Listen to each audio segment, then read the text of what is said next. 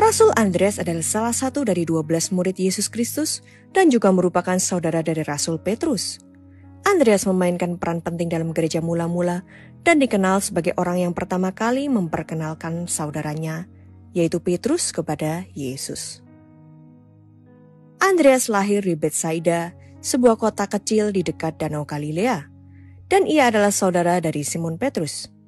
Sebelum dipanggil oleh Yesus, Andreas adalah seorang nelayan seperti saudaranya. Dia awalnya adalah murid dari Yohanes Pembaptis, dan melalui ajaran Yohanes ini, Andreas menjadi salah satu yang pertama mengenali Yesus sebagai Mesias. Dalam Injil Yohanes, Andreas adalah salah satu murid pertama yang mengikuti Yesus. Setelah mendengar kesaksian Yohanes Pembaptis yang menyebut Yesus sebagai anak domba Elohim, Andreas segera mencari saudaranya Simon Petrus dan membawanya kepada Yesus. Ini membuat Andreas dikenal sebagai rasul yang pertama dipanggil. Meskipun Andreas tidak disebutkan seintensif saudaranya Petrus, dalam Injil, ia memainkan beberapa peran penting. Dalam peristiwa mujizat penggandaan roti dan ikan, Andreas adalah yang memperkenalkan seorang anak laki-laki dengan 5 roti dan 2 ikan kepada Yesus.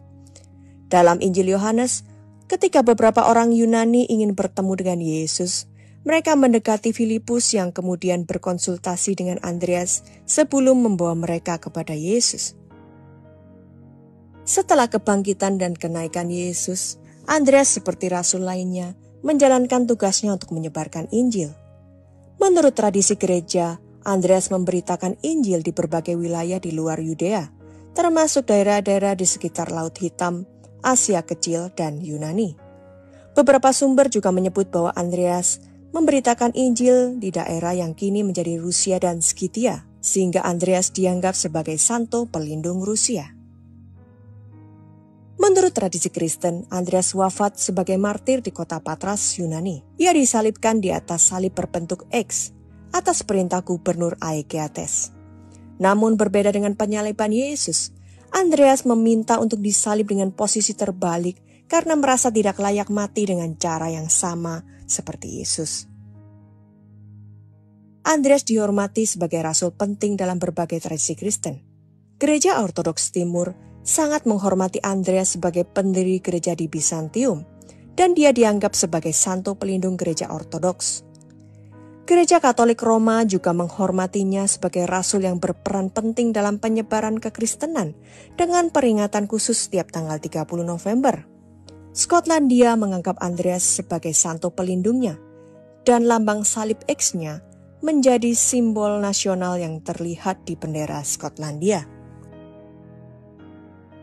Dalam seni Kristen, Andreas sering digambarkan dengan salib berbentuk X yang dikenal sebagai salib Santo Andreas. Ini melambangkan cara kemartirannya. Ia juga sering digambarkan sebagai nelayan dengan jala atau ikan sebagai simbol profesinya sebelum menjadi rasul.